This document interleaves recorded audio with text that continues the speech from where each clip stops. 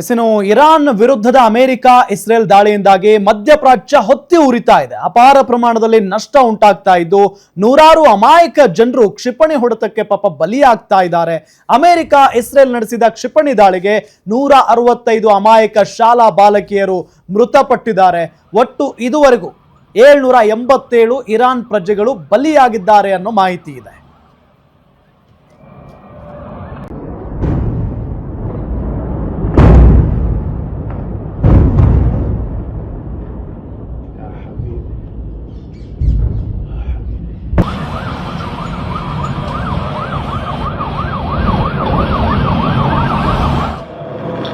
اللهم اغفر للمؤمنين والمؤمنات والمسلمين والمسلمات الأحياء منهم والأموات. So ಇರಾನ್ನಲ್ಲಿ ಏನೇನು ನಷ್ಟ ಆಗಿದೆ, 4 ದಿನಗಳಲ್ಲಿ ಸುಮಾರು 1000ಕ್ಕೂ ಹೆಚ್ಚು ಜನ ಸಾವನ್ನಪ್ಪಿದ್ದಾರೆ ಅಂತ ಹೇಳಲಾಗ್ತಾ ಇದೆ. ನಾವು ಪದೇ ಪದೇ ಅದನ್ನೇ ಹೇಳ್ತಾ ಇದೀವಿ. ಇರಾನ್ ನಿಂದ ಯಾವುದೇ ಅಧಿಕೃತವಾದಂತಹ ಮಾಹಿತಿಗಳು ಹೊರಗಡೆ ಬರ್ತಾ ಇಲ್ಲ. ಬದಲಾಗಿ ಆ ಮಕ್ಕಳು ಸತ್ತಿರುವಂತಹ ವಿಡಿಯೋಗಳನ್ನ ಅಲ್ಲಿನ ಫಾರಿನ್ ಮಿನಿಸ್ಟರ್ ಹಾಕೊಂಡಿದ್ರು, ಹಾಗಾಗಿ ಅದು ಜಗತ್ತಿಗೆ ಗೊತ್ತಾಗ್ತಾ ಇದೆ. ಬಟ್ ಸುಳ್ಳು ಸುದ್ದಿಗಳೇ ಜಾಸ್ತಿ ಹೊರಗಡೆ ಬರ್ತಾ ಇದೆ. ಸುಳ್ಳು ಸುದ್ದಿಗಳನ್ನ ನಂಬೋದಕ್ಕೆ ಹೋಗ್ಬೇಡಿ, ಯಾಕೆಂದ್ರೆ ತುಂಬಾ ಅತಿರಂಜಿತ ವರ್ಣರಂಜಿತ ಸುದ್ದಿಗಳೇ ಓಡಾಡ್ತಾ ಇದಾವೆ. ಆಕ್ಚುಯಲ್ ಆಗಿ ಏನ್ ನಡೀತಾ ಇದೆ ಅನ್ನೋದರ ಬಗ್ಗೆ ಬಹಳಷ್ಟು ಫ್ಯಾಕ್ಟ್ಸ್ ಜನರಿಗೆ ತಲುಪ್ತಾ ಇಲ್ಲ. ಇರಾನ್ ತನ್ನ ನೆರೇಟಿವ್ ಏನಿದೆ ಅದರ ಪ್ರಕಾರ ಅದು ಸುದ್ದಿಗಳನ್ನ ಕೊಡುತ್ತೆ. ಅಮೆರಿಕ ಮತ್ತು ಇಸ್ರೇಲ್ ತನಗೆ ಹೇಗೆ ಬೇಕೋ ಹಾಗೆ ಮಾಧ್ಯಮಗಳ ಮುಖಾಂತರ ಅದು ಸುದ್ದಿಯನ್ನ ಕೊಡ್ತಾ ಇದೆ. ಎರಡೂ ಕಡೆ ಬಹಳಷ್ಟು ನಷ್ಟ ಆಗಿದೆ. ಆದ್ರೆ ಹೈಯೆಸ್ಟ್ ನಷ್ಟ ಅಂದ್ರೆ ಲಿಟ್ರಲಿ ಬ್ಲೀಡ್ ಆಗ್ತಾ ಇದೆ ಇರಾನ್. ಆದ್ರೂ ಅದು ಮಾತ್ರ ಮಂಡಿ ಊರಲ್ಲ, ಅದ್ರ ಜೀನ್ಸೇ ಹಂಗೆ ಅಂತ ಅನ್ಸುತ್ತೆ. 153 ನಗರಗಳನ್ನ ಗುರಿಯಾಗಿಸಲಾಗಿತ್ತು. 504 ಸ್ಥಳಗಳಲ್ಲಿ ಒಟ್ಟು 1039 ದಾಳಿಗಳು ಇರಾನ್ ಮೇಲೆ ನಡೆದಿದೆ. ಇರಾನ್ನ ರೆಡ್ ಕ್ರೆಸೆಂಟ್ ಸೊಸೈಟಿಯಿಂದ ಈ ಮಾಹಿತಿ ಸಿಕ್ಕಿದೆ. ಇರಾನ್ಗಂತೂ ದೊಡ್ಡ ಮಟ್ಟದ ಹೊಡೆತ ಆಗಿದೆ. ಅವ್ರಿಗೆ ಗೊತ್ತು ಹಿಂಗಾಗುತ್ತೆ ಅಂತ. ಅವ್ರು ಹೇಳೋದು ನಮ್ಗೆ ಗೊತ್ತಿತ್ತು ಇದು ಆಗುತ್ತೆ ಅಂತ. ನಾವು 40 ವರ್ಷಗಳಿಂದ ಇದಕ್ಕೋಸ್ಕರ ಪ್ರಿಪರೇಷನ್ ಮಾಡಿದೀವಿ, ನಾವು ತುಂಬಾ ಗುಪ್ತವಾಗಿ ಇದಕ್ಕೋಸ್ಕರ ಪ್ರಿಪರೇಷನ್ ಮಾಡಿದೀವಿ ಅಂತ. ಸೊ ಇಷ್ಟು ಗುಪ್ತವಾಗಿ ಪ್ರಿಪರೇಷನ್ ಮಾಡಿದ್ರೆ ಖಮೇನಿ ಹೆಂಗ್ ಸತ್ತು ಹೋಗ್ತಿದ್ದ? ಹೌದು, ಖಮೇನಿ ಜೊತೆಗೆ ಪ್ರಮುಖ 10 ಜನ ಮುಖ್ಯಸ್ಥರುಗಳು ಹೇಗೆ ಸತ್ತು ಹೋದ್ರು, ಹೇಗೆ ಟಾರ್ಗೆಟ್ ಆದ್ರು, ಅಷ್ಟು ಶಿಥಿಲಾವಸ್ಥೆಗೆ ಹೋಯ್ತಾ ಆ ಒಂದು ಭದ್ರತಾ ವ್ಯವಸ್ಥೆ. ಕರೆಕ್ಟ್. ಸೊ ಇದು ಒಂದು ರೀತಿ ಎಲ್ಲರಿಗೂ ದೊಡ್ಡ ಪ್ರಶ್ನೆಯಾಗಿ ಕಾಡ್ತಾ ಇರೋದು. ಈಗ ಖಮೇನಿ ಸತ್ತ ಮೇಲೂ ಕೂಡ ಇವರು ದಾಳಿಗಳನ್ನ ಮಾಡ್ತಾ ಇದ್ದಾರೆ, ತಾವು ಕೊಚ್ಕೊಳ್ತಾ ಇದ್ದಾರೆ. ನಾವಿನ್ನೂ 1 ವರ್ಷದವರೆಗೂ ಕೂಡ ಮಿಸೈಲ್ ದಾಳಿ ಮಾಡುವಷ್ಟು ನಮ್ಗೆ ಶಕ್ತಿ ಇದೆ ಅಂತ. ಆದ್ರೆ ಖಮೇನಿ ಹೆಂಗ್ ಸತ್ ಹೋದ? ಹೌದು, ಖಮೇನಿ ಅಷ್ಟು ಈಸಿಯಾಗಿ 24 ಗಂಟೆಗಳಲ್ಲಿ ಸತ್ತೇ ಹೋದ. ಅವ್ರು ಹೇಳೋದು ಅವ್ರಿಗೇನೋ ರೋಗ ಇತ್ತು ಅಂತ, ಕ್ಯಾನ್ಸರ್ ಇತ್ತು ಅಂತ, ಅಥವಾ ಅವ್ರು ಸತ್ತ ಮೇಲೆ ಇಡೀ ದೇಶ ಒಗ್ಗಟ್ಟಾಗುತ್ತೆ ಅಂತ, ಇನ್ನೂ ಪ್ರತಿಕಾರದ ಜ್ವಾಲೆ ಹೆಚ್ಚಾಗುತ್ತೆ ಅಂತ, ಹೇಗಾದರೂ ಮಾಡಿ ಕಡೆ ಒಬ್ಬ ಮನುಷ್ಯ ಬದುಕಿರೋವರೆಗೂ ಕೂಡ ಫೈಟ್ ಮಾಡಬೇಕು ಅನ್ನುವಂತ ಕಿಚ್ಚನ್ನ ಹಚ್ಚಿ ಹೋಗಿದ್ದಾರೆ. ಖಮೇನಿ ಸಾಯೋದಕ್ಕಿಂತ ಮುಂಚೆನೆ ಯಾರ್ಯಾರು ಎಲ್ಲೆಲ್ಲಿ ಹೇಗೆ ಕಾರ್ಯನಿರ್ವಹಿಸಬೇಕು ಅನ್ನೋದನ್ನ ಬರ್ದಿಟ್ಟು ಹೋಗಿದ್ದಾರೆ ಅಂತ. 40 ವರ್ಷಗಳಿಂದ ನಾವು ಇದಕ್ಕೆ ಪ್ರಿಪೇರ್ ಆಗಿದ್ದೀವಿ ಅಂತ ತುಂಬಾ ಹೇಳ್ತಾ ಇದ್ದಾರೆ. ಬಟ್ ಅದ್ಯಾವುದು ಪ್ರಾಕ್ಟಿಕಲ್ ಆಗಿ ಕಣ್ಣಿಗೆ ಕಾಣುವಂತೆ ಏನು ಕಾಣ್ತಾ ಇಲ್ಲ. ಬಟ್ ಇರಾನ್ ತನಗೆ ಹೇಗ್ ಬೇಕೋ ಹಾಗೆ ನರೇಟಿವ್ ಅನ್ನ ಫಿಕ್ಸ್ ಮಾಡ್ತಾ ಇದೆ. ಬಟ್ ಇಸ್ರೇಲ್ ಮತ್ತು ಅಮೆರಿಕ ನಿರಂತರವಾಗಿ ದಾಳಿಯನ್ನ ಮಾಡ್ತಾನೆ ಇವೆ. ಅವ್ರಿಗೆ ಏನ್ ಬೇಕು ಅನ್ನೋದೇ ಗೊತ್ತಿಲ್ಲ. ಇನ್ನು ಅವ್ರಿಗೆ ಏನ್ ಬೇಕು ಅನ್ನೋದೇ ಗೊತ್ತಿಲ್ಲ. ಈಗ ಖಮೇನಿ ಸಾಯ್ಬೇಕಾಗಿತ್ತು, ಸತ್ತ. ಆಡಳಿತ ಬದಲಾವಣೆ ಬೇಕು ಅಂತ ಇದ್ರು. ಈಗ ಬೇರೊಬ್ರು ಬಂದು ಅಲ್ಲಿ ಪರ್ಮನೆಂಟ್ ಅಲ್ಲದೆ ಇದ್ರು ಕೂಡ ತಾತ್ಕಾಲಿಕವಾಗಿ ಎಲ್ಲ ನೋಡ್ಕೊಳ್ತಾ ಇದ್ದಾರೆ.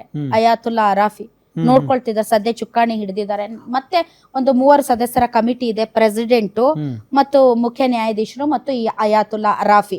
ಸೊ ಇದಾದ ಮೇಲೆ ಅವರು ಅಸೆಂಬ್ಲಿ ಆಫ್ ಎಕ್ಸ್ಪರ್ಟ್ಸ್ ಥ್ರೂ ತಮ್ಮ ಸರ್ವೋಚ್ಚ ನಾಯಕನನ್ನ ಆಯ್ಕೆ ಮಾಡ್ತಾರೆ. ಬಟ್ ಈ ಅರಾಫಿ ಮಾತ್ರ ನಮ್ಮ ಸರ್ವೋಚ್ಚ ನಾಯಕ ಅಲ್ಲ. ನಮ್ಮ ಕಮಿಟಿ ಏನಿದೆ, ಎಕ್ಸ್ಪರ್ಟ್ಸ್ ಕಮಿಟಿ, ಅದು ತೀರ್ಮಾನ ಮಾಡುತ್ತೆ ನಾಳೆ ಸರ್ವೋಚ್ಚ ನಾಯಕ ಯಾವಾಗ ಆಗ್ಬೇಕು ಅಂತ. ಈಗಿನ ಕಾಲದಲ್ಲಿ ಪ್ರತಿಯೊಬ್ರು ಕೆಮಿಕಲ್ ಮಿಶ್ರಣ ಆಹಾರ ತಿಂದು BP ಶುಗರ್ ಬಂತು ಅಂತ ಚಿಂತೆ ಮಾಡ್ತಾರೆ. 24 ಧಾನ್ಯಗಳನ್ನ ನೀರಿನಲ್ಲಿ ನೆನೆಸಿ ನೆರಳಿನಲ್ಲಿ ಒಣಗಿಸಿ ಮಣ್ಣಿನ ಮಡಿಕೆಯಲ್ಲಿ ಹದವಾಗಿ ಹುರಿದು ಸಾಂಪ್ರದಾಯಿಕ ಪದ್ಧತಿಯಲ್ಲಿ ತಯಾರಾಗಿದೆ ಜೀನಿ. BP ಶುಗರ್ ದೂರ ಆಗ್ಬೇಕು ಅಂದ್ರೆ ಪ್ರತಿದಿನ ಜೀನಿ ಕುಡಿಯಿರಿ. ಬಟ್ ಇನ್ನು ಖಮೇನಿ ಮೃತದೇಹವನ್ನು ಕೂಡ ಅವ್ರು ಹೊರಗಡೆ ಇಟ್ಟಿಲ್ಲ. ಕರೆಕ್ಟ್. ಇನ್ನು ಹೊರಗಡೆ ಇಟ್ಟಿಲ್ಲ. ಸುಮಾರು ಎಷ್ಟೋ ದಿನಗಳ ಶೋಕಾಚರಣೆ ಘೋಷಣೆ ಮಾಡಿದ್ದಾರೆ, ಬಟ್ ಇನ್ನು ಹೊರಗಡೆ ತೋರಿಸಿಲ್ಲ. ಸೊ ಬಹಳಷ್ಟು ಮಾಹಿತಿಗಳು ಹೊರಗಡೆ ಬರ್ತಾ ಇಲ್ಲ. ಹೌದು. ಹಾಗಾಗಿ ಇರಾನ್ ನಲ್ಲಿ ಆಕ್ಚುಯಲ್ ಆಗಿ ಎಷ್ಟು ಲಾಸ್ ಆಗಿದೆ, ಇನ್ನು ಎಷ್ಟು ಶಕ್ತಿ ಉಳಿದಿದೆ ಇರಾನ್ಗೆ ಯುದ್ಧ ಮಾಡೋದಕ್ಕೆ ಅನ್ನೋದರ ಬಗ್ಗೆ ಸರಿಯಾದ ಮಾಹಿತಿಗಳು ಹೊರಗಡೆ ಇಲ್ಲ. ಆದ್ರೆ ಒಂದಂತೂ ಸತ್ಯ, ಇವ್ರು ತಮ್ಮ 2 ಕಣ್ಣು ಹೋದ್ರೂ ಪರವಾಗಿಲ್ಲ, ಇನ್ನೊಬ್ರದ್ದು 1 ಕಣ್ಣಾದ್ರೂ ತೆಗಿಬೇಕಂತ ಡಿಸೈಡ್ ಮಾಡ್ಬಿಟ್ಟಿದ್ದಾರೆ ಅಂತ ಅನ್ಸುತ್ತೆ. ಬಹಳಷ್ಟು ದೇಶಗಳು ತಮ್ಗೆ ಇಷ್ಟ ಇದೆಯೋ ಕಷ್ಟ ಇದೆಯೋ ಈ ಒಂದು ಯುದ್ಧದ ಒಳಕ್ಕೆ ಬಂದು ಬಿಟ್ಟಿದ್ದಾರೆ. ಈಗ ಉದಾಹರಣೆಗೆ ಮೋದಿ ಅವರು ಕೂಡ ಖಮೇನಿ ಸಾವಿಗೆ ಇಲ್ಲಿಯವರೆಗೆ ಒಂದು ಸಂತಾಪ ವ್ಯಕ್ತಪಡಿಸಿಲ್ಲ. ವೆರಾಸ್ ಇಸ್ರೇಲ್ ಜೊತೆ ಮಾತಾಡ್ತಾ ಇದ್ದಾರೆ, UAE ಜೊತೆ ಮಾತಾಡ್ತಾ ಇದ್ದಾರೆ, ದುಬೈ ಜೊತೆಗೆ ಮಾತಾಡ್ತಾ ಇದ್ದಾರೆ. ಯಾಕೆ ಸಂತಾಪವನ್ನು ವ್ಯಕ್ತಪಡಿಸ್ತಾ ಇಲ್ಲ? ಯಾವ ರೀತಿಯಾದಂತಹ ವಿದೇಶಾಂಗ ನೀತಿಯನ್ನ ಅವರು ಅನುಸರಿಸ್ತಾ ಇದ್ದಾರೆ? ಈ ಹಿಂದೆ ಅಲಿಪ್ತ ನೀತಿ, ತಟಸ್ಥತೆ, ಇದರ ಬಗ್ಗೆ ಎಲ್ಲ ಕೂಡ ಪ್ರತಿಪಕ್ಷಗಳು ಮಾತಾಡ್ತಾ ಇದ್ದಾವೆ. ಯಾಕೆ ಮೋದಿ ಮಾತಾಡ್ತಾ ಇಲ್ಲ ಅನ್ನೋದಕ್ಕೆ 108 ವಿಚಾರಗಳನ್ನ ಜನ ಮುಂದಿಡ್ತಾ ಇದ್ದಾರೆ.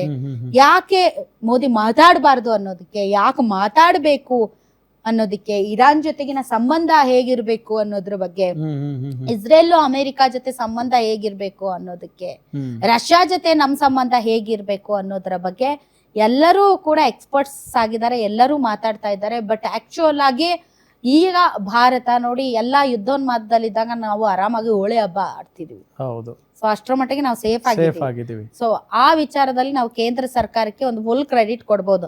ಬಟ್ ಮುಂದಿನ ದಿನಗಳಲ್ಲಿ ಏನಾದ್ರೂ ನಮ್ಮ ಮೇಲೆಯೂ ಕೂಡ ಈ ಯುದ್ಧದ ಕಾರ್ಮೋಡ ಆವರಿಸಿದರೆ ಮತ್ತು ನಾವು ಕೂಡ ಟಾರ್ಗೆಟ್ ಆದಾಗ ಮಾತ್ರ ಆ ವೈಫಲ್ಯದ ಬಗ್ಗೆ ಮಾತಾಡಬಹುದು. ಬಟ್ ಆಸ್ ಇಫ್ ನಾವು ಸೇಫ್ ಆಗಿದ್ದೀವಿ thanks to central government and Modi.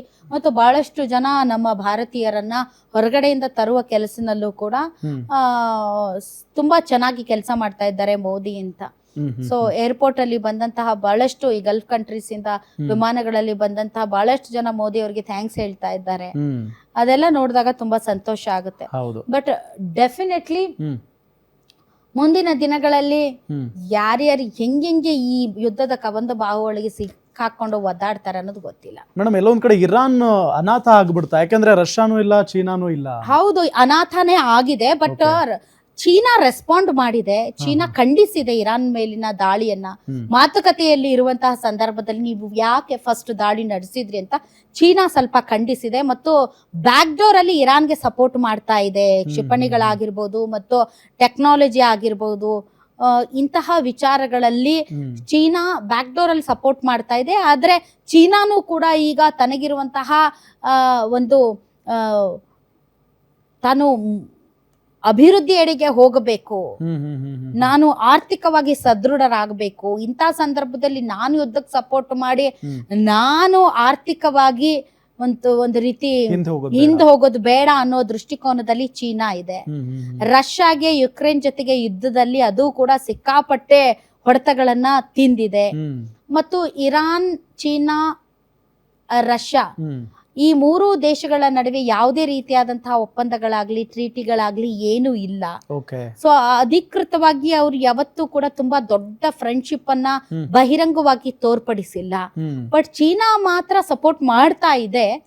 ಆದ್ರೆ ಅಲ್ಲಿನ ಫಾರಿನ್ ಮಿನಿಸ್ಟರ್ಸ್ ಅವರು ಅದನ್ನ ಒಪ್ಕೊಳ್ತಾ ಇಲ್ಲ. ಬಟ್ ಹಲವಾರು ಪೇಪರ್ಗಳಲ್ಲಿ ಅದ್ರ ಬಗ್ಗೆ ಬರ್ದಿದ್ದಾರೆ. ಅದೆಷ್ಟು ಮಟ್ಟಿಗೆ ಸತ್ಯನ ಸುಳ್ಳೋ ಗೊತ್ತಿಲ್ಲ. ಬಟ್ ಇರಾನ್ ಮಾತ್ರ ಈಗ ಖಂಡಿತ ಅನಾಥವಾಗಿದೆ. ಅದರಲ್ಲೂ ಕೂಡ ಮುಸ್ಲಿಂ ಬಾಹುಳ್ಯ ಇರುವಂತಹ ದೇಶಗಳು ಕೂಡ ಇರಾನ್ಗೆ ಇವತ್ತು ಸಪೋರ್ಟ್ ಮಾಡ್ತಾ ಇಲ್ಲ. ಆ ಐಡಿಯಾಲಜಿ ಅನ್ನೋದು ಒಂದು ಮಾಡುತ್ತೆ ಅಂತ ಮೋಸ್ಟ್ಲಿ ಇರಾನ್ ಅಂದ್ಕೊಂಡಿತ್ತು ಅಂತ ಅನ್ಸುತ್ತೆ. ಬಹಳಷ್ಟು ಕಡೆ ಪ್ರತಿಭಟನೆಗಳಾಗಿವೆ ಈ ಖಮೇನಿ ಸತ್ತ ಮೇಲೆ. ಬಹ್ರೇನ್ ಅಲ್ಲಿ, ಕತಾರ್ ಅಲ್ಲಿ ಮತ್ತು ಸೌದಿಯಲ್ಲೆಲ್ಲ ಕೂಡ ಬಹಳಷ್ಟು ಮುಸಲ್ಮಾನರು ಪ್ರತಿಭಟನೆ ಇಂಡಿಯಾದಲ್ಲೂ ಆಯ್ತು. ಸೊ ಸಪೋರ್ಟ್ ಮಾಡ್ತಾ ಇದ್ದಾರೆ, ತಮ್ಮ ದೇಶಗಳ ಮೇಲೆ ಒತ್ತಡವನ್ನ ಹೇರ್ತಾ ಇದ್ದಾರೆ. ಆದ್ರೂ ಇಲ್ಲಿಯವರೆಗೆ ಯಾವ ಸಪೋರ್ಟು ಅವ್ರಿಗಿಲ್ಲ. ಇನ್ನು ಅಮೆರಿಕಾಗೆ ಎಷ್ಟು ಲಾಸ್ ಆಗಿದೆ? 9 ಗಲ್ಫ್ ರಾಷ್ಟ್ರಗಳಲ್ಲಿ ಇರುವಂತಹ ಅಮೆರಿಕಾದ ನೆಲೆಗಳನ್ನ ಗುರಿಯಾಗಿಸಿ ಇರಾನ್ ದಾಳಿ ಮಾಡಿದ್ದು. ಮಧ್ಯಪ್ರಾಚ್ಯದಲ್ಲಿ ಅಮೆರಿಕಾದ 29 ನೆಲೆಗಳ ಮೇಲೆ ಇರಾನ್ ದಾಳಿ ಮಾಡಿದೆ. ಇಸ್ರೇಲ್ ಮತ್ತು ಅಮೆರಿಕಕ್ಕೆ ನಿರಂತರವಾಗಿ ಇರಾನ್ ಕೌಂಟರ್ ಅಟ್ಯಾಕ್ ಮಾಡ್ತಲೇ ಇದೆ.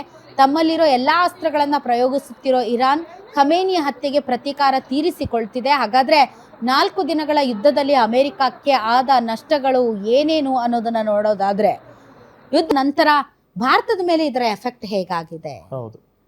ಬಹಳ ಜನ ಹೇಳ್ತಾ ಇದ್ರು, ನಿಮ್ದು ವೆಹಿಕಲ್ಗಳಿಗೆ ಪೆಟ್ರೋಲ್ ಫುಲ್ ಟ್ಯಾಂಕ್ ಮಾಡಿಸ್ಬಿಡಿ, ನಿಮ್ಮ ಮನೆಯಲ್ಲಿ ಗ್ಯಾಸು ಸಿಲಿಂಡರ್ ಎಕ್ಸ್ಟ್ರಾ ತರಿಸ್ಕೊಂಡ್ಬಿಡಿ, ಪೆಟ್ರೋಲ್ ಡೀಸೆಲ್ ಬೆಲೆ ಜಾಸ್ತಿ ಆಗುತ್ತೆ, LPG ಸಿಲಿಂಡರ್ಗಳ ಬೆಲೆ ಜಾಸ್ತಿ ಆಗುತ್ತೆ, ಗ್ಯಾಸ್ ಬೆಲೆ ಜಾಸ್ತಿ ಆಗುತ್ತೆ, ಇದರಿಂದ ಅಗತ್ಯ ವಸ್ತುಗಳ ದಿನಬಳಕೆಯ ವಸ್ತುಗಳ ಬೆಲೆನೂ ಜಾಸ್ತಿ ಆಗುತ್ತೆ, ಹೀಗಾಗಿ ಎಲ್ಲ ಸ್ಟಾಕ್ ಮಾಡ್ಕೊಳ್ಳಿ ಅನ್ನುವಂಥ ಬಹಳಷ್ಟು ವಾಟ್ಸಪ್ಗಳಲ್ಲಿ ಮತ್ತು ಸೋಷಿಯಲ್ ಮೀಡಿಯಾದಲ್ಲಿ ನಾವು ಪೋಸ್ಟ್ಗಳನ್ನ ನೋಡ್ತಾ ಇದೀವಿ. ಹಾಗಾದ್ರೆ ಈ ಇರಾನ್ ಯುದ್ಧ ನಮ್ಮ ಮೇಲೆ ಯಾವ ರೀತಿಯಾದಂತಹ ಎಫೆಕ್ಟ್